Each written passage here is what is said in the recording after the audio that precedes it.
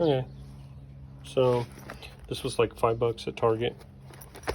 It has a cold pack, Blistex. Baby shampoo is really good for getting, like if you get pepper sprayed or something.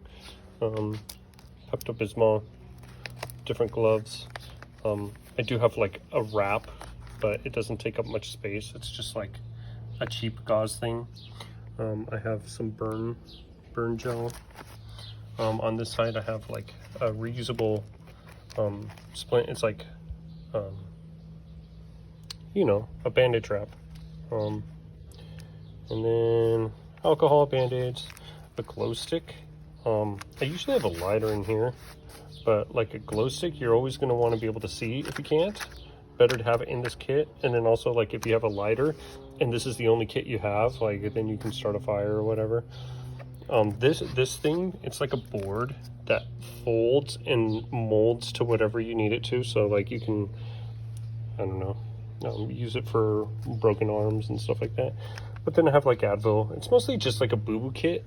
It's not a trauma kit, but it's good on the fly.